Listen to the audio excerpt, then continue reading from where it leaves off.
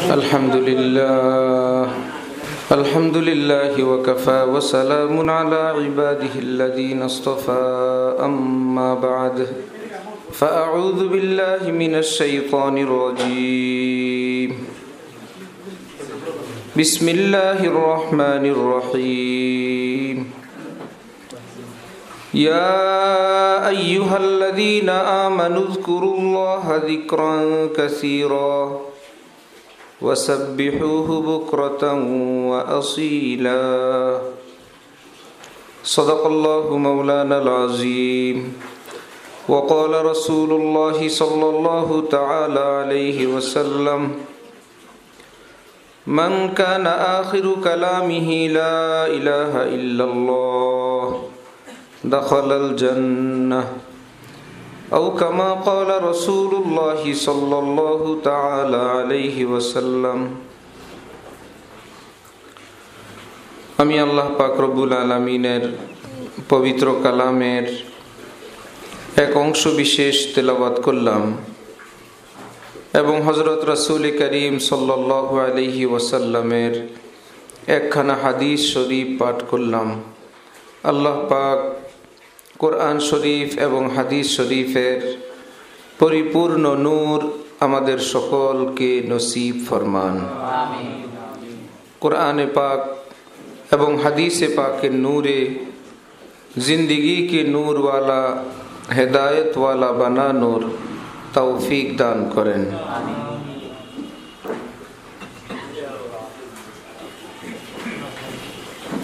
জান্নাতীরা যখন জান্নাতে যাবে, আল্লাহ পাকের নাজ নেয়ামত পাওয়ার পর কোনো দুঃখ থাকবে না। এত সত্ত্বেও একটা দুঃখ থাকবে। বেহেশতে যাওয়ার পরেও একটা দুঃখ মাঝে মাঝে থাকবে, মাঝে মাঝে মনে হবে তো একটু একটু আফসোস লাগবে। সেটা কি? যে জীবনে যেখানে বসছিল, কিছু সময় কাটাইছিল এবং সেখানে আল্লাহ পাককে ডাকে নাই, একবারও আল্লাহ পাকের নাম নেয় নাই। এই কথাটা যখন জান্নাতের ভিতরেও মনে হবে, সেই হাজারো নাজ নেয়ামতের মধ্যেও দুনিয়ার সেই সময়টার জন্য কষ্ট লাগবে। জান্নাত পাওয়ার পরেও এই কষ্ট কেন? কোরআন শরীফে আল্লাহ পাক আগেই বলছেন, ওয়ালা জিক্রুল্লাহি আকবার।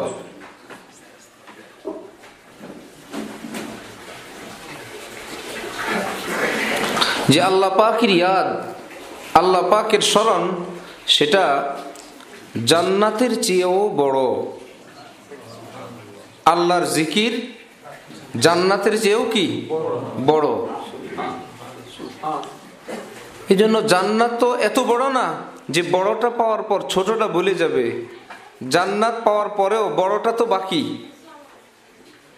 হযরত রাসূলুল্লাহ সাল্লাল্লাহু আলাইহি ওয়াসাল্লাম ইরশাদ করেন, কোনো ব্যক্তি যদি প্রতিদিন 100 বার লা ইলাহা ইল্লাল্লাহ এই জিকির করেন, কিয়ামতের দিন সেই ব্যক্তির চেহারা এই জিকিরের বরকতে পূর্ণিমার চাঁদের মতো নূরে ঝলমল ঝলমল করতে থাকবে। খুব সহজ আমল, লা ইলাহা ইল্লাল্লাহ। না জানার কারণে কেউ মনে করেন আমি তো জিকির করার নিয়ম শিখি নাই। জিকির করার নিয়ম লা ইলাহা ইল্লাল্লাহ বলা। উত্তম হলো ক্যাবলামুখী হয়ে বসা, পাক পবিত্র হয়ে বসা, খুব মনোযোগ সহকারে আল্লাহ পাককে ডাকা।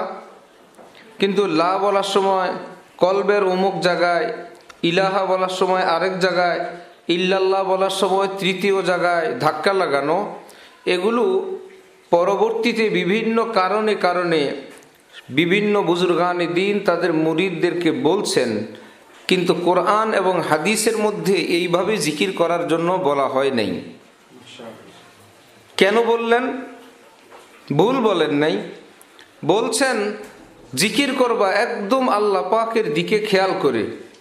সে বেচারা গিয়ে বলল, আমি জিকিরের সময়ও আমার দোকানের কথা মনে হয়। জিকিরের সময় আমার পারিবারিক কথা, লেনদেনের কথা মনে পড়ে, সেই জায়গা থেকে তার মনকে ছুটানোর জন্য একটা আমল দিয়ে দিলেন। একই টাইমে মানুষের মন দুই জিনিস নিয়ে ব্যস্ত থাকতে পারে না, তো একটা এমন কিছু দিয়ে দিলেন যার কারণে তার ওই হারাম চিন্তাগুলো, দুনিয়ার খারাপ চিন্তাগুলো থেকে সে মুক্তি পেয়ে গেল। কিন্তু এর অর্থ এই না যে জিকির করার জন্য এইরকম কিছু ভাবতে হয়। সহজে লা ইলাহা ইল্লাল্লাহ, লা ইলাহা ইল্লাল্লাহ, অনেকে ইল্লাল্লাহ অনেক জোরে দেওয়াকে নিয়ম মনে করেন, সেটাও না। ইল্লাল্লাহ ইল্লাল্লাহ, একদম ইল্লাল্লাহ বলার জন্য বুকের মধ্যে হার্টের উপরে শক্ত কোনো প্রেসার দিতে হবে, তাও জরুরি না। এই যুগের মানুষ দুর্বল, অসুস্থ বিভিন্ন কারণে। এজন্য আকাবের বুজুর্গানি দিন, যারা উম্মতের রাহবর, উম্মতের চিকিৎসক, তারা যুগ উপযোগী আমল বাতলান। মেহমানদেরকে একটু জায়গার ব্যবস্থা করে দেন।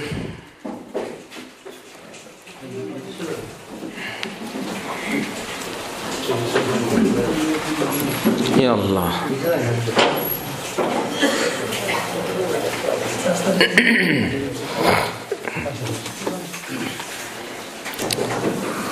তাহলে লা ইলাহা ইল্লাল্লাহর জিকির একদম সহজ।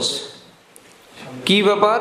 হযরতওয়ালা করাচি আমাদের দাদা পীর বলেন সেই কথা যে লা ইলাহা বলার সময় শব্দের অর্থ এই দিকে খেয়াল করবা।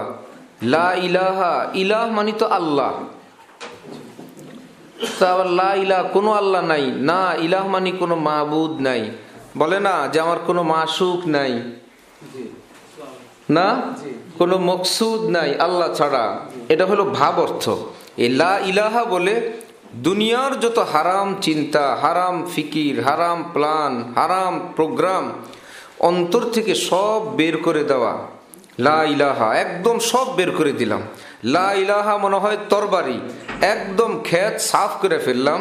যেই ক্ষেতের মধ্যে অনেক জংলা ঝাড়, বন জংলা, আমার ইচ্ছা সেখানে আমি ফুল বাগান লাগাবো, তো আগে তো জংলা ঝাড় সাফ করা দরকার। লা ইলাহা তরবারি দ্বারা সেটাকে আগে পরিষ্কার করা। যেমন আমরা স্টিলের, লোহার মধ্যে, গ্রিলের মধ্যে রং লাগাই, সেখানে যদি জং থাকে তাহলে কি রং লাগানোর আগে জং দূর করব না পরে? আগে। এইবার জং দূর করব যত ভালো করে, রং ধরবে তত ভালো করে। জংয়ের উপর রং দিলে থাকে না। আল্লাহ পাক বললেন তোমার অন্তরেও তো জং আছে, লা ইলাহার সিরিজ কাগজ দিয়ে একদম ফ্রেশ করো, একদম পরিষ্কার করো, তাহলে ইল্লাল্লাহর নূর তোমার অন্তরে লাগবে। হযরতওয়ালা করাচি অনেক বড় বুজুর্গ, তিনি বলেন লা ইলাহা হ্যায় মুকদ্দম কলমায়ে তাওহীদ মে গায়রে হক জব যায় হ্যাঁ তব দিল মে হক আ যায় হ্যাঁ। আল্লাহ পাক কালিমায়ে তাওহীদের মধ্যে লা ইলাহা আগে বলছেন, ইল্লাল্লাহ পরে বলছেন। কি ব্যাপার? হে আল্লাহ, আপনি আমার অন্তরে আসন গ্রহণ করেন, আপনার নূর বর্ষণ করেন। আল্লাহ পাক বলে তোমার অন্তরে নাপাক দাগ, তোমার অন্তরে হারাম প্রেমের দাগ, তোমার অন্তরে লোভ হিংসার দাগ। আমি এই রকম জায়গাকে নিজের ঠিকানা বানাই না। পৃথিবীর কোনো স্ত্রী কি সহ্য করবে যে এমন বাসর ঘর স্বামী তাকে নিয়ে যাবে যেখানে আরেকজন নারী আছে? কশ্চিন কালেও না। সে বলবে যদি আমাকে মহব্বতই করুন তাহলে আগে আমার জন্য একটা খালি ঘর দেন যেখানে আমরা দুইজন থাকব। রব্বুল আলামিন কত প্রিয়, কত প্রিয় আল্লাহ। তিনি বলেন তোমার অন্তরে যদি আমাকেই চাও আগে ঘোষণা দাও সেখানে আর কেউ আছে? বান্দা বলে লা ইলাহা, কেউ নাই। আল্লাহ বলেন এইবার আমাকে আহ্বান করো, ইল্লাল্লাহ, সুবহানাল্লাহ। সেখানে কেউ নাই তো?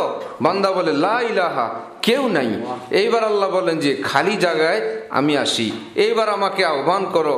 লা ইলাহা হায় মুকদ্দম কলমায়ে তাওহীদ মে গায়রে হক জব যায় হ্যাঁ তব দিল মে হক আ যায় হ্যাঁ।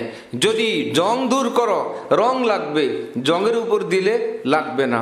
এই জন্য যত বেশি লা ইলাহা মজবুত হবে, অর্থাৎ হারাম থেকে যত বেশি আমি ছুটব, ইল্লাল্লাহর নূর আমার অন্তরে তত জমবে, তত জমবে। হযরতওয়ালা করাচি বলেন লা ইলাহা বলার সময় খেয়াল করো, অন্তর থেকে আমি সব বের করে দিলাম। আমার জীবনের যত প্ল্যান, প্রোগ্রাম, পরিকল্পনা আজকের জন্য, একদম চিরদিনের জন্য আজকে আমি বিদায় দিয়ে দিলাম। ইল্লাল্লাহ বলার সময় খেয়াল করো যে আল্লাহ পাকের আরশ থেকে অফুরন্ত নূরের ধারা স্রোতের মতো আমার অন্তরে পড়তেছে। নূর আর নূর, নূর আর নূর আমার অন্তরে একদম নাজিল হইতেছে। অন্তর জগৎটা নূরে ঝলমলা ঝলমলা হয়ে যেতেছে। আল্লাহর কসম, একজন ঈমানওয়ালার সিনায় ঈমানের যে নূর আল্লাহ পাক রাখছেন, সেই নূর সূর্যের চেয়ে, চন্দ্রের চেয়ে অনেক বেশি। সেটার আলো চাঁদ সূর্যের চেয়ে অনেক বেশি। তো লা ইলাহা ইল্লাল্লাহর ক্ষমতা তো অনেক, এর পাওয়ার তো অনেক। ভারতের মস্ত বড় একজন বুজুর্গ ছিলেন হযরত খাজা আজিজুল হাসান মজজুব। মাওলানা আশরাফ আলী থানভী রহমতুল্লাহ আলাইহির একান্ত খলিফা। উনি কবিতা লিখছেন, হর তমন্না দিল সে রুখসত হো গই, আব তো আজা আব তো খলওয়াত হো গই। হে আল্লাহ, আপনি সত্য দিছেন, অন্তর যদি কেউ খালি করে হারাম জগৎ থেকে, সেই অন্তরকে আপনি আপনার নূর বর্ষণের ঠিকানা বানান। হে আল্লাহ, আমি আপনাকে সাক্ষী রেখে ঘোষণা দিচ্ছি, আমার অন্তর থেকে আমি সব বের করে দিছি। আপনি আপনার ওয়াদা মতো আমার অন্তরে আসন গ্রহণ করেন। আপনি বলছেন অন্তর খালি করলে আপনি আসবেন, আমি খালি করলাম, এইবার আপনি আসেন। হর তামান্না দিল সে রুখসত হো গাই, আব তো আজা আব তো খলওয়াত হো গাই। এখন তো আসেন, এখন তো একদম খালি হয়ে গেছে। ভারতের জাতীয় কবি জিগর মুরাদাবাদী এই কবিতা শোনার পর জিগর বলতেছে, খাজা সাহেব, আমার জীবনের হাজার হাজার কবিতা, একজন জাতীয় কবি ভারতের, তিনি বলেন আমি আমার সব কবিতা আপনাকে দিয়ে দিব, আপনি এই দুইটা লাইন আমাকে দিয়ে দেন। এই দুইটা লাইন আমাকে দেন, আমি আমার জীবনের সব কবিতা আপনাকে দিয়ে দিব। মাওলানা থানভী যখন শুনলেন, বললেন তোমার কবিতা এত দামি, এত দিলে লাগার মতন, আমার কাছে 1,00,000 টাকা থাকলে আমি তোমাকে 1,00,000 টাকা হাদিয়ে দিতাম। কোন সময়ের 1,00,000? 2 টাকা দিয়ে বিয়ের বাজার করে যখন, সেই সময়ের। আজকে তো 1,00,000 একটু ছোট ছোট লাগে, যখন 2 টাকা দিয়ে বিয়ের বাজার হয়। এইবার বুঝেন 1,00,000 টাকা বর্তমানে কয় কোটি টাকা। হযরত থানভী বললেন লাগবে না, আমি একটু গরমের মধ্যেই থাকি। হযরত থানভী বললেন যে আমার কাছে থাকলে আমি 1,00,000 টাকা তোমাকে উপহার দিতাম। লা ইলাহা ইল্লাল্লাহু মুহাম্মাদুর রাসূলুল্লাহ। ইনশাআল্লাহ আজকে থেকে আমরা সকলে হিম্মত করি যে রোজানা 100 বার, শুনতে তো 100 বার, যারা আমল করেন তারা বলেন কয়েক মিনিট, 4-5 মিনিট, মাত্র 5 মিনিট না, 6-7 মিনিট, তো 5-7 মিনিট আল্লাহ পাকের নামের জিকির করা যাবে না ইনশাআল্লাহ। এবং এই আমলের বরকতে যদি কিয়ামতের দিন চেহারা নূরে ঝলমলা ঝলমলা হয়, ওই ব্যক্তি জাহান্নামে যাবে।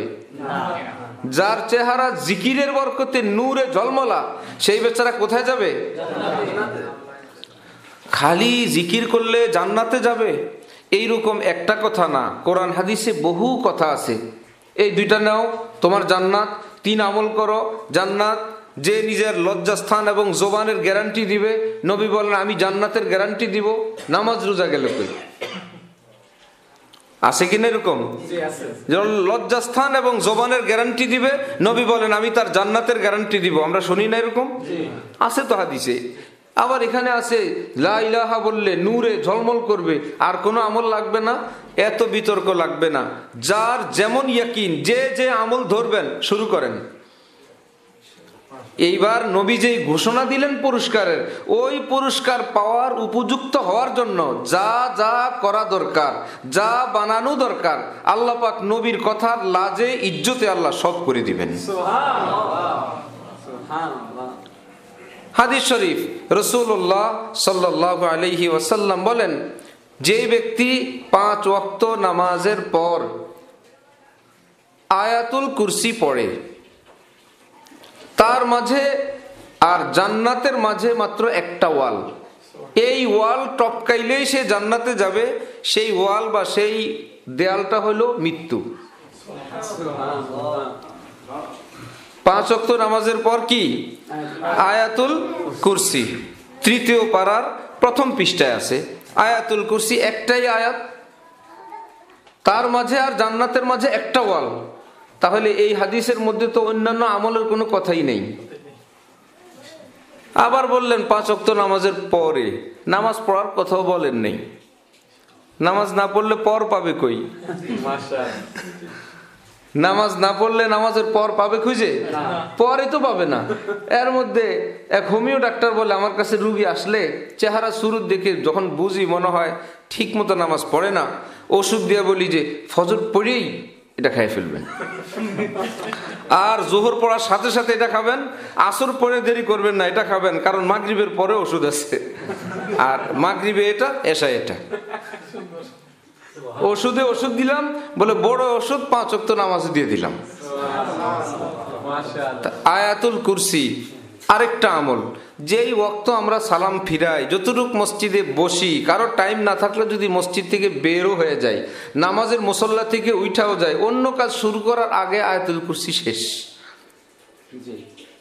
এমন না যে আয়াতুল কুরসির জন্য মিটিং করতে হবে, মশওয়ারা করতে হবে, আলেম ডাকতে হবে, গোলাপ জল দিতে হবে, আতর ছিটানো লাগবে, নাকি কিছু লাগবে? যে যেভাবে আছে উঠতে উঠতে আয়াতুল কুরসি শেষ। এমনই জীবনের চাকাটা ঘুরে প্রতিনিয়ত, জীবনে আর ফেরত আসে না। যারা বিদেশ গেছেন তারা জানেন এয়ারপোর্টের বেল ঘুরে আর আসে, একবার গাড়ি না নিলে আবার আসে, এইবার গাড়ি না নিলে গাড়ি ঘুরে আবার আসে। সবাই আফসোস করে যে আরে এই পোটলাটা ঘুরতে আসে, লোক কই? কিন্তু জীবনের বেল যেটা একবার ঘুরে আর আসে না, দ্বিতীয়বার আর আসবে না। আজকের এই 5 তারিখ, 5ই ডিসেম্বর 2021, এই দিন জীবনে আর আসবে? আর আসবে না, ফিনিশ। এই যে বেল চলে যাচ্ছে, কোথায় যাও? আমাকে কবরে পাবেন, আইসেন। চলে গেলাম, আরে ভাই তুমি কবরের দিকে চলে যাচ্ছ, একটা আয়াতুল কুরসি রেখে দিই, একটা লা ইলাহা ইল্লাল্লাহ রেখে দিই, একটু দান সৎকার রেখে দেই, একজন মুরব্বীর একটু খেদমত রেখে দেই, একজন মানুষের একটা উপকার রেখে দেই, যে কোনো ধরনের একটা আমল এই সেকেন্ডে, এই মুহূর্তে একবার সুবহানাল্লাহি বলি। অনেক লম্বা টাইম। হযরত সুলাইমান আলাইহিস সালাম, তার খোদা প্রদত্ত আল্লাহ পাকের স্পেশাল তখ্ত আল্লাহ ওনাকে দিয়েছিলেন, মসনদ। ওই মসনদে না মোটর আছে, না ইঞ্জিন আছে, না ব্যাটারি আছে, এমনি উড়ে। উনি যেদিক ঘুরান সেদিক ঘুরে, যেদিক যান সেদিক যায়, উপরে হইলে উপরে, নিচে হইলে নিচে, চলতে বললে চলে, থামতে বললে থামে। কোনো ওয়ার্কশপে নেওয়া লাগে না, মেরামত করা লাগে না, হাওয়া দেওয়া লাগে না, ব্যাটারি কারেন্ট কিছু নাই। কত বড় ব্যাপার! উঠতেছে উপরে, মুরব্বী লোক নিচে দেখে বলল সুবহানাল্লাহ, সুলাইমান ইবনে দাউদ রে আল্লাহ কি দেওয়া দিল রে, দাউদ নবীর ছেলে সুলাইমান রে আল্লাহ কি দিল, সুবহানাল্লাহ।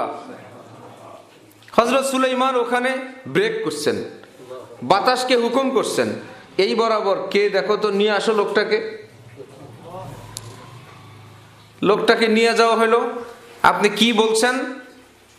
বেচারা তো ভয় আতঙ্কিত। না হুজুর, আমি কিছুই বলি নাই, কোনো মন্তব্য করি নাই, আপনি যা বলছেন তাই বলেন। অনেক ভয় আতঙ্কের শেষে বললেন, সত্য কথা, আমি খারাপ কিছু বলি নাই, আমি বলছি সুবহানাল্লাহ, দাউদের ছেলে সুলাইমানকে আল্লাহ কত বড় ক্ষমতা দিছেন এটা বলছি আমি।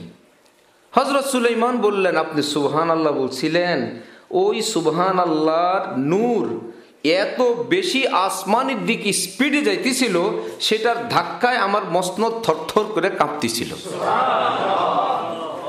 এবং আপনি জানেন কি, আমাকে আল্লাহ পাক যে মসনদ দান করছেন শূন্যে উড়ার, এইরকম হাজারো মসনদের চেয়ে একবার সুবহানাল্লাহ বলার দাম অনেক বেশি। সময় তো যাচ্ছে, একটা সুবহানাল্লাহ রেখে দিলাম, একটা লা ইলাহা ইল্লাল্লাহ রাখলাম, একটা আলহামদুলিল্লাহ রাখলাম, একটা আস্তাগফিরুল্লাহ রাখলাম, একটা রব্বিগফিরলি রাখলাম, একটা মানুষের একটু উপকারই করলাম, যে আর যেটা। করা যাবে না ইনশাআল্লাহ? তাহলে দ্বিতীয় আমল হইল, প্রথমটা গেল লা ইলাহা ইল্লাল্লাহ, প্রতিদিন কতবার? 100 বার। কেউ যদি 100 বারে আমল না পারেন, কিছু কিছু করেন, মাঝে মাঝে বলেন। 100 বারের তো একটা নেশাব নবীজি বলছেন, সেটা এটাই। আবার সারাদিনে কেউ আনলিমিটেড বলতে পারে, যার যখন মন চায় তখন বলতে পারে। কিন্তু কিয়ামতের মাঠের যে পুরস্কারের ঘোষণা, সেটার জন্য 100 বার। নারীও করতে পারবে, পুরুষও করতে পারবে। নারীদের সব আমল হইল বিনা আওয়াজে। নারীদের আমলগুলো নিজের আওতার ভিতরে আস্তে আস্তে, কোনো অবস্থাতেই বিন পুরুষের সে আওয়াজ পৌঁছতে পারবে না। ঘরের মধ্যে যদি আমল করেন, তাও নাম মাত্র আওয়াজে, একদম গুনগুন গুনগুন এরকম আওয়াজে। আর পুরুষ মানুষ কোনো চিৎকার, কোনো ধরনের উচ্চবাচ্য করবে না। কারণ একটা হলো দুর্বল জামানা, আরেকটা হলো অন্যদের ডিস্টার্ব। এখন শারীরিকভাবে মানুষ দুর্বল, কমজোর। এই জন্য আকাবের বুজুর্গানে দিন বলেন, এখন আর আগের যুগের সে মুজাহিদিনদের মতন অত ধাক্কা ইত্যাদি লাগাবে না। আল্লাহ আমাদেরকে তৌফিক দান করেন। দ্বিতীয় আমল, 5 ওয়াক্ত নামাজের পর আয়াতুল কুরসি, এটা আমরা চেষ্টা করব। কেমন? ইনশাআল্লাহ। সুবহানাল্লাহ, আলহামদুলিল্লাহ, আল্লাহু আকবার। এই ব্যাপারে হযরত রাসূলুল্লাহ সাল্লাল্লাহু আলাইহি ওয়াসাল্লাম মেরাজে গেলেন। সাক্ষাৎ হইল আব্বাজান হযরত ইব্রাহিম আলাইহিস সালাতু ওয়াস সালামের সঙ্গে। হযরত ইব্রাহিম বললেন, আকরি উম্মাতাকা মিন্নিয়াস সালাম, হে মুহাম্মদ, তোমার উম্মতকে আমি ইব্রাহিমের সালাম দিও।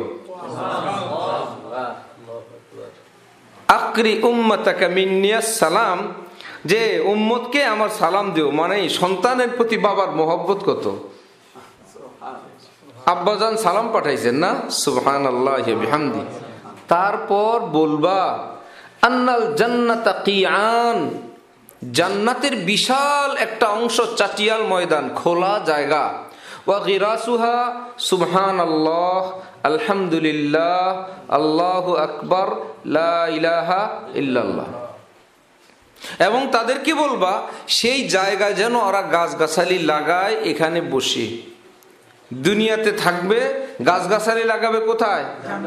তো যেই বেচারা গাছ লাগায় বসে আছে জান্নাতে, সে জাহান্নামে যাবে না জান্নাতে যাবে? সুবহানাল্লাহ। এখানে সুবহানাল্লাহ বলবে, সেখানে গাছ হবে। অনলাইন সিস্টেম এখন চালু হয়েছে না আরো আগেই? আরো অনেক আগেই তো চালু হইলো। গাছ এখানে সুবহানাল্লাহ বলতেছে, গাছ লাগতেছে কোথায়? জান্নাতে। তো এর চাইতে বড় অনলাইন আর কি আছে? সুবহানাল্লাহ, আলহামদুলিল্লাহ, আল্লাহু আকবার। এই আমল যে যখন মন চায়, একবার দুইবার উঠতে বসতে। মুসলমান আসলে তাকে দেখলেই বোঝা যায় মুসলমান, কিছু সময় থাকলেও বোঝা যায় মুসলমান। হঠাৎ বলে উঠছে লা ইলাহা ইল্লাল্লাহ, আস্তাগফিরুল্লাহ, রব্বিগফিরলি, আল্লাহ মাফ করেন। এটা অমুসলমানের ভাগ্যে এটা নাই। মুসলমান বলতে পারে, মুসলমানের সঙ্গে একটু সময় থাকলে বোঝা যায় বড় আল্লাহওয়ালা, বড় দিনদার। আল্লাহ আমাদেরকে তৌফিক দান করেন।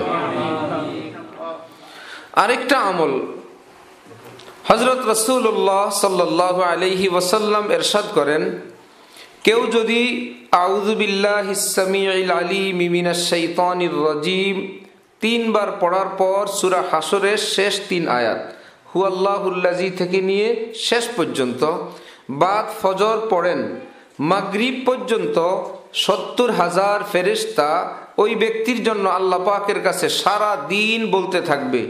ফেরেশতাদের বাথরুমে যাওয়া লাগে না, নামাজ পড়া লাগে না, বউ বাচ্চার কাছে যাওয়া লাগে না, অসুস্থ হয় না, ডায়াবেটিসে ধরে না, যেই ডিউটি দেয় সেটাই চলতে থাকে। সকালে পড়লো, সন্ধ্যা পর্যন্ত অবিরাম বিনা স্টপেজে চলতে থাকলো। কি? আল্লাহ এই লোকটাকে মাফ করে দেন। কত হাজার? আল্লাহ এই ব্যক্তিকে মাফ করে দেন, আল্লাহ এই লোকটাকে মাফ করিয়ে দেন, আল্লাহ এই লোকটাকে মাফ করে দেন। এই জন্য এক বুজুর্গ বলতেন, আমি সকালে নাস্তা করি না 70,000 ফেরেশতাকে আমার ডিউটিতে লাগানোর আগে 70,000 ফেরেশতাকে আমার কাজে লাগাই, ডিউটি করতে থাক, আমি নাস্তা করতে থাকি। আমার কাজ আমি করি, ওরা ওদিক থেকে তো জিকির করতে আছে, আল্লাহ মাফ করে দেন, আল্লাহ লোকটাকে মাফ করে দেন। এই সময়ের মধ্যে যদি ওই লোকটার ইন্তেকাল হয়ে গেল, নবীজি বলেন আল্লাহ পাক তাকে শহীদের মর্তবা দান করবেন। একই আমল তিনি যদি করলেন মাগরিবের পরে সন্ধ্যায়, তাহলে সকাল পর্যন্ত আমি আপনি ঘুমে, ফেরেশতা আমাদেরকে নিয়ে ব্যস্ত, আবার 70,000 ফেরেশতা, আবার এই সময় মৃত্যু হইলে তার শাহাদাতের মর্তবা। তাহলে মানুষের মৃত্যু হয়তো দিনে নয়তো রাতে, এর বাইরে তো না। আমলটা করে রাখলাম, মরলে মরবো, শহীদ হয়ে মরবো। আবার সন্ধ্যায় করলাম, সকাল পর্যন্ত মরলে ইনশাল্লাহ শহীদ। আবার সকালে করলাম, সারাদিনই মৃত্যু আসবে তো এক টাইমে, আসলুক ইনশাল্লাহ নবীজির ওয়াদা অনুযায়ী কি শহীদ। নবীজির ওয়াদার কোনো হেরফের নাই, ডাইন বাম নাই, যা ঘোষণা দিছেন তাই।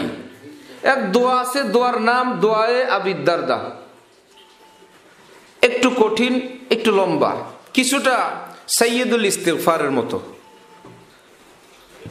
যারা অন্যান্য আমল শিখা শেষ তারা এটাতে যাবেন, নতুনরা যাবেন না।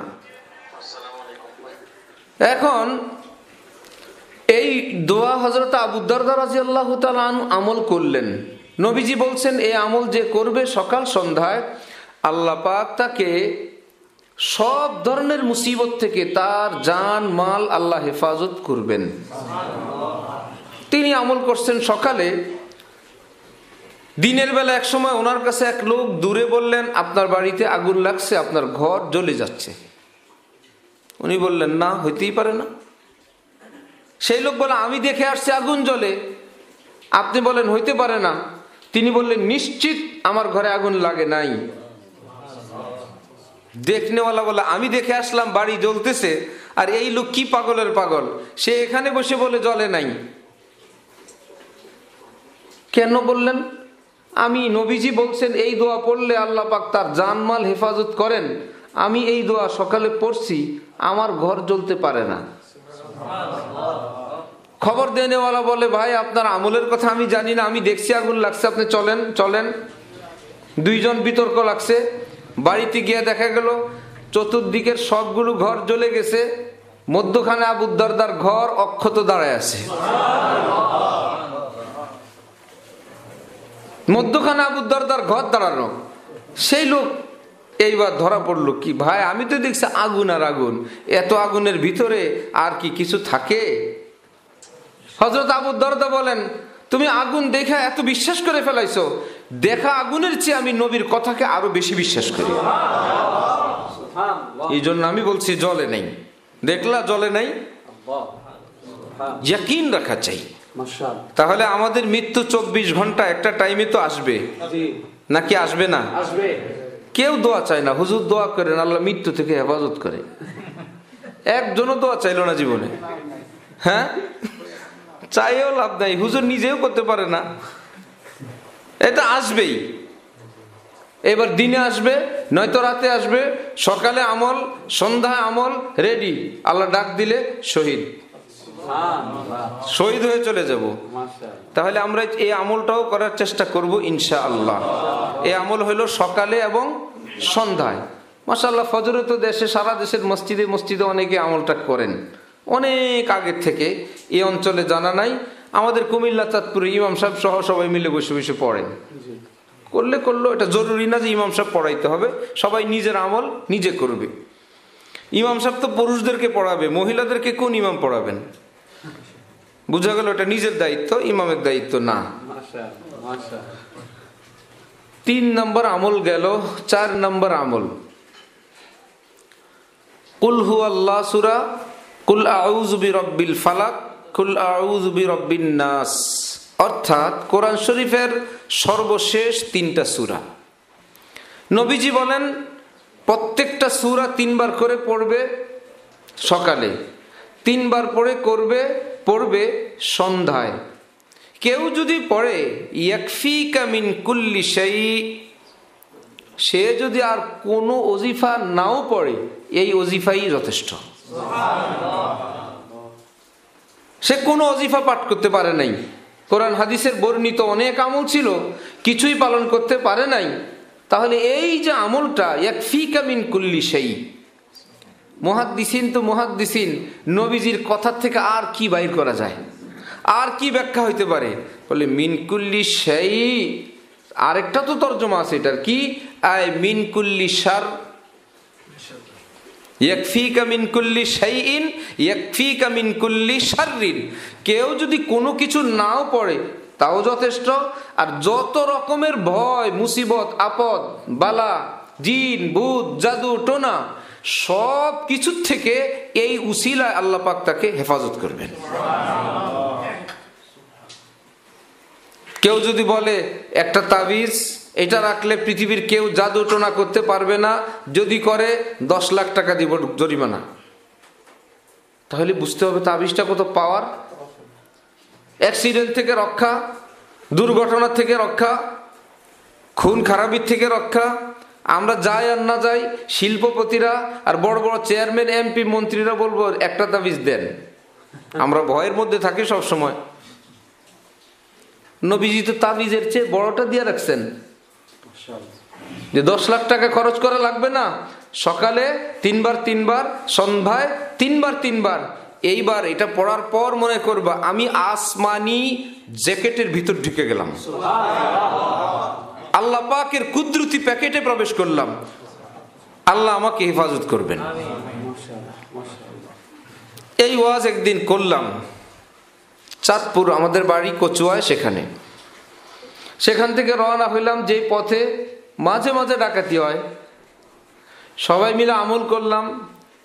এখন সিএনজি দিয়ে আসতেছিলাম, রাস্তার মধ্যে বিশাল বড় খড়কুটার বস্তা একটা ফেলছে, অটোমেটিক গাড়ি থামবে, প্রচন্ড কুয়াশা, মানে 2-3 হাতের পরে আর দেখা যায় না। শীতকালে এরকম পরিস্থিতি হয় যে সামনের লোকটাও দেখা যায় না। এর মধ্যে হঠাৎ ওটা দেখলে তো গাড়ি ব্রেক, তা ওই বেচাররা পাশে দাঁড়ায় আছে যে ব্রেক যাইতে পারবে না, অল্প একটু জায়গা রাখছে, ওই দিক থেকে তো যাবে।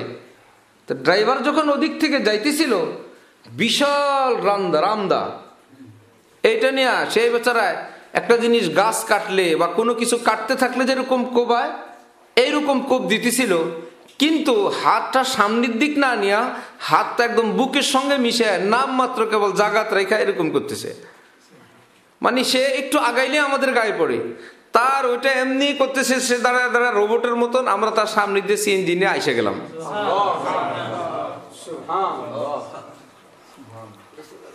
এই কুয়াশার ভিতরেই,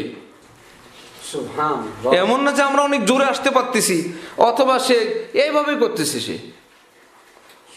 ইয়াকফিকা মিন কুল্লি শাইইন ইয়াকফিকা মিন কুল্লি শাররিন। বাচ্চা কাচ্চা স্কুলে যায়, মাদ্রাসায় যায়, আমরা যাই, ব্যবসা বাণিজ্যে যাই, অফিস আদালতে, যে কোনো কাজে, দোকান পাট, কত কিছু, সবাই ভয় পায় তাবিজ। তাবিজ তো কিছু তো সত্য আছে, আবার কিছু মিথ্যাও আছে। মানে তাবিজ করে কেউ কিছু করতে পারে, একদম পারে না এটাও বলা যায় না, আর একদম যা ইচ্ছা তাই করতে পারে এটাও ঠিক না। আমাদের ঢাকায় এক পয়সাওয়ালা মানুষ, ওনার একটা জায়গা আমরা আমাদের মাদ্রাসার জন্য বায়না করছি, জায়গার দাম 2,80,00,000 টাকা, মাদ্রাসার জন্য বড় জায়গা দরকার। সেই বেচারার কিছু টাকা পরিশোধ করা হয়েছে, মাত্র 70 লাখ। পারিবারিক কোনো ঝামেলা, যে ছেলে বিয়ে করাইছেন, বউর পক্ষের কোনো লোক তাদের সঙ্গে একটু অমিল দেখা দিছে, যাতে ওই লোকগুলোর দিলটা ঘুরে যায়, তাদের সঙ্গে আত্মীয়তা রাখার জন্য ইত্যাদির জন্য আমাদের কাছে সহযোগিতা চাইতে আসছেন। হাজী সাহেব গোপনে বললেন কোনো তাবিজ তুবিজ থাকলে যাতে করে ওই লোকগুলোর দিলটা নরম হয়ে যায়, যাতে এটাতে সে রাজি হয়ে যায়। আমি হাসলাম, বললাম এইরকম তাবিজ যে দিলটা ঘুরে যায় আর আমি আপনি যে মতলব চাই সেটাতে যেন রাজি হয়ে যায়, এইরকম তাবিজ আমার কাছে থাকলে আমি 1 নম্বরে আপনারে তাবিজ করতাম, যাতে আপনার দিলটা ঘুরে যায়, বাকি টাকা না নিয়ে যেন আপনি জায়গাটা মাদ্রাসায় দিয়ে দেন। ঠিক না? এরকম দিল ঘুরানো তাবিজ যারা দেয়, তব দিল ঘুরানো দরকার কি? মানুষের দিল ঘুরাবেন, তাবিজ দিবেন, এত কষ্ট করবেন, ওই বেটা 101 টাকা দিবে, 1000 টাকা দিবে, কবে আপনি 1 লাখ কামাবেন? এলাকার কোটিপতি গো নেন, বাপের নাম মায়ের নাম দেয়া ওই বেটার নামে একটা তাবিজটা দেন, এই লোকের দিল ঘুরে যাবে, যেন কাল সকালে আপনার 10 লাখ টাকা দিয়ে দেয়। এমপি সাহেব, শিল্পপতি সাহেবের নামে একটা তাবিজ করেন, তার দিল ঘুরে যাবে, আপনার বাড়িতে বিল্ডিং করে দিবে। অত সহজ না দিল ঘোরানো। দিল ঘোরানো কি না অত সহজ না। আল্লাহ পাকের হাতে। কার হাতে? আল্লাহ পাকের হাতে। কিন্তু এর অর্থ এই না যে এই তাবিজ এবং ইত্যাদি জাদু এটার কোনো অস্তিত্ব নাই, আছে, সেটাও সত্য। যতটুকু সত্য সত্য, কিন্তু অহেতুক এটার পিছনে না পড়া চাই। ঘরের মধ্যে একটু জ্বালাজালি চলে গেছে কবিরাজের কাছে, কবিরাজ বলে দিছে একটু সাবধানে চলবেন, তাবিজ দিলাম, ঘর এখন ঠান্ডা, মনে করতেছে তাবিজের কারণে ঠান্ডা, আসলে ওই যে সাবধানে চলছিল এই জন্য ঠান্ডা। হ্যাঁ, সাবধানে চললে তো ঠান্ডা থাকবেই। হারে তাবিজে তো মাশাআল্লাহ 3 দিন তো ঘরে কোনো ঝগড়া হয় নাই, মাশাআল্লাহ ফায়দা হয়েছে, মনে হয় তাবিজ আবার অ্যাকশন দেখা দিছে, কবিরাজের কাছে আবার গেছে, বললাম না সাবধানে চলবেন, নেন আবার এত, আবার সাবধানে চলছে, আবার ঠান্ডা, কবিরাজেরও পেট চলতেছে, আর এদিক থেকে সতর্ক থাকতেছে। কাজে কাজে কবিরাজের কাছে যাওয়া ঠিক না, কারণ এদের বিশাল একটা গ্রুপ হইল দুষ্ট দুরাচার, মানুষকে ঠক দেয়, মানুষের উপর অত্যাচার করে নিজের পয়সার জন্য। আবার যারা মুখলিসিন আছেন, ভালো মানুষ আছেন, আমলওয়ালা মানুষ আছেন, এরা মানুষের খেদমত করেন, যারা ভালো আছেন আছেন। আমরা তো সবই বুঝি, কুল হু আল্লাহ পড়তে রাজি নেই, সব জায়গায় দৌড়াইতে পারবো, কুল হু আল্লাহ ফালাক নাস পড়ার টাইম নেই। তাহলে আমরা 3 বার বিসমিল্লাহ সহ কুল হু আল্লাহ, 3 বার বিসমিল্লাহ সহ কুল আউযু বিরব্বিল ফালাক, 3 বার বিসমিল্লাহ সহ কুল আউযু বিরব্বিন নাস, প্রত্যেকটা 3 বার পড়ার পর পরেরটা, পরেরটা 3 বার পড়ার পর পরেরটা, কুল হু আল্লাহ 3 বার, তারপরে ফালাক 3 বার, তারপরে নাস 3 বার। এই আমলগুলো করার চেষ্টা করব, কেমন? 1 নম্বরে লা ইলাহা ইল্লাল্লাহ কয়বার? উত্তম হইল যে কোনো একটা টাইম ফিক্সড করে নেওয়া, যে এই টাইমে আমলটা করব। ইন কেস যদি সময় পরিবর্তন হয় করা যাবে, আর যদি একদমই না হইল, ওই মানুষদের জন্য বুজুর্গানি দিন বলেন যে রুগী একদম খায় না, এর চাইতে 1-2 লোকমাও যদি খায় তবু ভালো। একদম ঘুমের সময় হয়ে গেছে, আজকে তো আমলটা করি নাই লা ইলাহা ইল্লাল্লাহ, তা আল্লাহ বলবে আমার বান্দা তো আজকে আমারে ডাকে নেই, প্রতিদিন 100 বার আমারে ডাকে, আজকে তো একবারও ডাকলো না, তো 5-7 বার 10 বার মুখতাসার শোয়ার আগে জিকির করে ঘুমাইলেন, আল্লাহ বললেন ব্যস্ততার মধ্যেও বান্দা ভুলে নেই, সুবহানাল্লাহ, আমারে ভুলে থাকে নেই, আমাকে ডাকছে।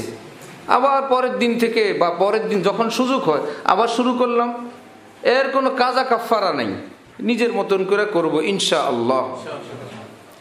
দ্বিতীয় আমল ছিল কি? আয়াতুল কুরসি। আল্লাহ আমাদেরকে 5 ওয়াক্ত নামাজের পর একবার। 3 নম্বর আমল ছিল কি? হুয়াল্লাহুল্লাযির আমল, সূরা হাসর। চতুর্থ আমল কি? 3 কুল। মনে থাকবে ইনশাআল্লাহ। আর একটা ছোট্ট আমল, হাদিস শরীফে রাসূলুল্লাহ সাল্লাল্লাহু আলাইহি ওয়াসাল্লাম বলেন, লা হাওলা ওয়ালা কুওয়াতা ইল্লা বিল্লাহ কানজুম মিন কুনুজিল্লাহ।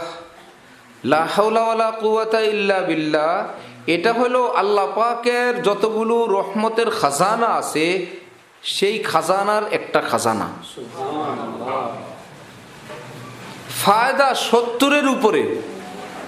লা হাওলা ওয়ালা কুওয়াতা ইল্লা বিল্লাহর ফায়দা 70-এর বেশি।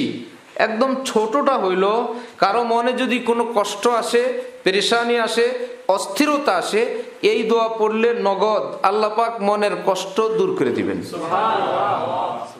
জানতো কোনো ডাক্তারের কাছে 1 কোটি টাকা দিব, স্যার মনের কষ্টটা দূর করে দেন, নাই। জানতো পৃথিবীর কোনো বাদশার কাছে, স্যার একটা গুনাহ মাফ করে দেন, পারবেন। এটা আছে নবীর কাছে। যেটা পারে না, নবী সেটা বলতে পারেন, আল্লাহ সেটা করতে পারেন। সুবহানাল্লাহ। কারো কাছে সন্ধান নাই। তাহলে লা হাওলা ওয়ালা কুওয়াতা ইল্লা বিল্লাহ এতটুকুন, অথবা ইল্লা বিল্লাহিল আলিয়্যিল আযীম, দোনোটাই করতে পারেন। 5 ওয়াক্ত নামাজের পর লা হাওলা ওয়ালা কুওয়াতা ইল্লা বিল্লাহ 7 বার করে পড়া যায়। বান্দা যখন পড়ে লা হাওলা ওয়ালা কুওয়াতা ইল্লা বিল্লাহ, অর্থ কোনো ইবাদত করার ক্ষমতা আমার নাই, কোনো গুনাহ থেকে বাঁচার ক্ষমতাও আমার নাই, ইল্লা বিল্লাহ, আল্লাহ তোমার দয়া ছাড়া। তুমি দয়া করলে আমি গুনাহ ছাড়তে পারি, তুমি মায়া করলে আমি তোমার ইবাদত করতে পারি। এতটা সারেন্ডার করার পর আল্লাহ পাক ফেরেশতাদেরকে ডাকেন, হ্যাঁ শুনলা বান্দা কি বলে? একদম ভালো হয়ে গেছে, পুরা ভালো হয়ে গেছে, সব গুনাহ ছেড়ে দিছে, একদম সোজা হয়ে গেছে আমার বান্দা আজকে। আবার বলে আল্লাহ, আবার বলেন বুজুর্গানি দিন বলেন, আল্লাহ যে বললেন আমার বান্দা ভালো হয়ে গেছে, গুনাহ ছেড়ে দিছে, আমার একদম ফরমা বরদার হয়ে গেছে, এই লোকটা যদি আমল করার পর গুনার মধ্যেই থাকে, আল্লাহর কথার ইজ্জত তো থাকে না। থাকে? ফেরেশতারা যদি বলে কি আল্লাহ আপনারা বললেন এসা তেসা, এখন তো এমন। আল্লাহ পাক এই নিজের কথার ইজ্জত রাখার জন্য এই আমল যে করে তাকে আল্লাহ পাক নেককার বানায় দেন। তাকে নেককার বানায় দেন যে আমার কথার ইজ্জত রাখা লাগবে। আমি না বলছি, আগের যুগের বুজুর্গানি দিন আল্লাহ ওয়ালা নিজের মুরিদদেরকে এই আমল দিতেন, লা হাওলা ওয়ালা কুওয়াতা ইল্লা বিল্লাহ 100 বার। হুজুর 100 বার তো চলছে, আচ্ছা 200, হুজুর 200 চলতেছে, আচ্ছা 500। এই আমলই ছিল, আর কোন না। এই আমল দিয়েই সাধারণ মুরিদ গুনাহ ছুটছে, এই আমল দিয়ে সাধারণ মুরিদ তাকওয়াওয়ালা হয়েছে, এই আমল দিয়ে তাকওয়াওয়ালা আল্লাহওয়ালা হয়ে গেছে। এত বড় আমল, এত বড়, এত দামি আমল। আমরা এই আমলটাও করার চেষ্টা করব, কেমন? আল্লাহ আমাদেরকে তৌফিক দেন। সঙ্গে একটা কাজের আমল দেই, এটা কোনো দোয়াও না, দুরুদও না, কাজ। সেটা হলো সারাদিন একটা খেয়াল রাখবো, আমার দ্বারা আল্লাহ পাকের কোনো হক তো নষ্ট হচ্ছে না, আমার দ্বারা কোনো মাখলুকের কোনো হক তো নষ্ট হচ্ছে না। এই যে আল্লাহর কোনো হক তো আমি নষ্ট করতেছি না, কোনো মাখলুকের হক তো আমার দ্বারা নষ্ট হইতেছে না, এই একটা ফিকির মনের মধ্যে রাখবো। এটাই আপনাকে ফজর পড়াবে, না পড়লে আল্লাহর হক নষ্ট হয়ে যায় না। এই আমলে আপনার মুখ কন্ট্রোলে রাখবে, গালি দিলে তো বান্দার হক নষ্ট হয়ে যায়। এই আমলে আরেকজন থেকে ঠকানো থেকে আপনাকে দূরে রাখবে, যে আরেকজনকে ঠকালে তো বান্দার হক নষ্ট হয়ে যায়। এমন এক জিনিস, এটার বাচ্চা কাচ্চা অনেক, হাত পা অনেক, কিন্তু আমার আপনার মনে যে আল্লাহর হকও নষ্ট করব না, বান্দার হকও নষ্ট করব না। এই ওজিফা কয়টা পালন করব? সকাল সন্ধ্যায় 5 ওয়াক্ত নামাজের পর। আর আমি গুনাহগার মানুষ, ছোট্টখাট্ট একটা নিয়ত করছি, আল্লাহর হকও নষ্ট করব না, বান্দার হকও নষ্ট করব না। দেখবেন হঠাৎ মনে হবে এইটা তো একটা বান্দার হক, রাস্তায় আরামসে দাঁড়ায় আসি, মানুষ চলাচল ডিস্টার্ব, এইটা তো বান্দার হক, এক সাইডে দাঁড়াই। জোরে জোরে বক বক করতেছি, আরে ভাই মানুষ তো এখানে ঘুমায়, তাদের হক নষ্ট করার দরকার নেই, কথা আসতে বলি, ওইটা আপনার কথা সাউন্ড অটোমেটিক ছোট হয়ে যাবে। মানে একটার পর একটা কেবল বাড়তেই থাকবে। আরেক ব্যক্তিকে পিছনে একটা কিছু বললাম, ভাই এক ভাইয়ের ইজ্জত আমি নষ্ট করলাম, আমি তো বান্দার হক নষ্ট করব না নিয়ত করছি, তার পিছনে তার অপমান করলাম, গীবত গাইলাম, এটা তো একজন ভাইয়ের হক নষ্ট হয়েছে, না আস্তাগফিরুল্লাহ, আর করব না। এই আস্তে আস্তে আস্তে আস্তে এটা আমাকে আপনাকে একজন দিনদার, একজন কামেল মুসলমান বানায় দিবে ইনশাআল্লাহ। তখন দেখবেন স্বামী স্ত্রীর খেয়াল রাখতেছে, স্ত্রী স্বামীরও খেয়াল রাখতেছে। কি ব্যাপার? ওই যে বান্দার হক, একে অপরের খেয়াল রাখতেছে, একে অপরকে সম্মান করতেছে, একে অপরের প্রতি কিভাবে উপকার করা যায় সেই ফিকির করতেছে, একে অপরকে কেমনে ক্ষমা করা যায় সেটা করতেছে, একে অপরকে কেমনে ইজ্জত করা যায় সেটা আসতেছে। কেমনে? যে আল্লাহর হকও নষ্ট করা যাবে না, বান্দার হকও নষ্ট করা যাবে না। এই বান্দা বলতে বান্দা না বান্দা বান্দি? আবার বললেন না যে হুজুর বান্দার হক কইছে, আল্লাহর বান্দির হক বলে নেই। এই বান্দার ভিতরে কি আছে? বান্দিও আছে। বান্দার হক বলতে মাখলুকের হক। আল্লাহ আমাদেরকে তৌফিক দান করেন। কয়েকবার জিকির করে নিই, লা ইলাহা ইল্লাল্লাহর জিকির।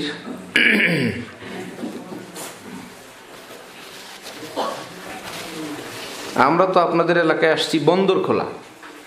বন্দরখোলার আগে এখানে আমাদের কথা ছিল দাওয়াত। সে দাওয়াত থেকে হইল ছোট জলসা। পরে শুনলাম যে আস্তে আস্তে এটাকে আরো অনেকেই দাওয়াত করা হয়েছে। বৃষ্টির কারণে, বৃষ্টি উপেক্ষা করেও অনেক মেহমান চলে আসছেন। আল্লাহ আপনাদেরকে যা যা খায়ের দান করেন। মাশাআল্লাহ। যেই নিয়ম বলছিলাম, লা ইলাহা বলার সময় কি খেয়াল করব? অন্তর থেকে আল্লাহ ছাড়া সব বের করে দিব। খেয়াল যে একদম সব কাটছাট করে আমি বের করে দিলাম। ইল্লাল্লাহ বলার সময় খেয়াল করব আল্লাহ পাকের আরশ থেকে নূরের একটা ধারা, একটা স্রোত লাগাতার আমার অন্তরের উপর পড়তেছে, আর অন্তর জগৎটা একদম আলোকিত নূরে ঝলমলা ঝলমলা হয়ে যেতেছে। কিছুক্ষণ পর পর বলা, 15-20 বার পর পর মুহাম্মাদুর রাসূলুল্লাহ সাল্লাল্লাহু আলাইহি ওয়াসাল্লাম। লা ইলাহা ইল্লাল্লাহ, লা ইলাহা ইল্লাল্লাহ, লা ইলাহা ইল্লাল্লাহ, লা ইলাহা ইল্লাল্লাহ, লা ইলাহা ইল্লাল্লাহ, লা ইলাহা ইল্লাল্লাহ, লা ইলাহা ইল্লাল্লাহ, লা ইলাহা ইল্লাল্লাহ, লা ইলাহা ইল্লাল্লাহ, লা ইলাহা ইল্লাল্লাহ, লা ইলাহা ইল্লাল্লাহ, লা ইলাহা ইল্লাল্লাহ, লা ইলাহা ইল্লাল্লাহ, লা ইলাহা ইল্লাল্লাহ, লা ইলাহা ইল্লাল্লাহ, লা ইলাহা ইল্লাল্লাহ, লা ইলাহা ইল্লাল্লাহ, মুহাম্মাদুর রাসূলুল্লাহ সাল্লাল্লাহু তাআলা আলাইহি ওয়াসাল্লাম।